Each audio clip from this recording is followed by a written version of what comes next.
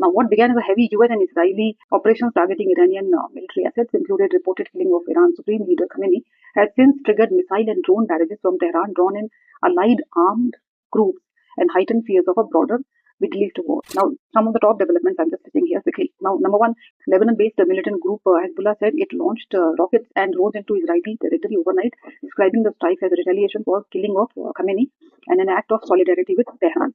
The move risks expanding the conflict to Iran's northern border. Number two, Supreme Leader Ayatollah Khamenei was killed on Saturday. Iranian state media and international outlets confirmed the death of Khamenei, and it is very surprising that he was overground. He was sitting with all his top leaders, all in one go, were wiped out. Okay. Number three, US and Israel launched large-scale offensive. Washington and Tel Aviv have reportedly struck more than 1,000 Iranian targets, including senior leadership sites, missile facilities, and their defense systems. US officials have described the campaign as aimed at neutralizing imminent threats posed by Iran's military capability. Now, Iran retaliates across the region. Okay, in response, Iran launched waves of ballistic missiles and drones targeting Israel as well as US and allied military installations in Gulf states. Analysts say it represents one of Iran's most expansive cross-border military responses in years. Fifth is rising casualties on multiple fronts. Iran has reported hundreds of deaths from strikes on its territory, including civilians. Israeli authorities confirmed fatalities from Iranian strikes, while the US military acknowledged casualties among American personnel stationed in the region. In fact, US President Donald Trump also said in his speech that they've lost three of their armed personnel. Sixth is uncertainty grips Tehran. Supreme Leader gone. Iran's provisional governing structures have begun functioning amid a sensitive succession process.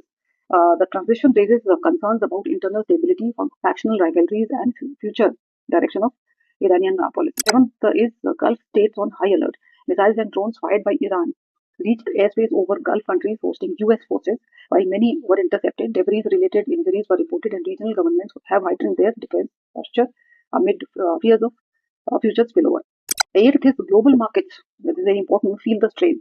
The fighting has intensified the concerns over the security of shipping routes, particularly around the Strait of Hormuz, a key artery for global energy supplies.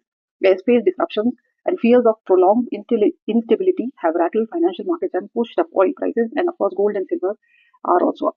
Ninth, divided international reaction. Western powers including UK, France and Germany signaled readiness to safeguard their interests in the region, while Russia and China condemned the killing of Iran's leader and called for de-escalation. 10th, diplomatic efforts amid war fears. Even as hostilities intensify, diplomatic channels remain active. Several global leaders and international organizations have urged restraint, warning that unchecked escalation could spiral into a wider regional war with far-reaching consequences. Actually, that is the biggest thing.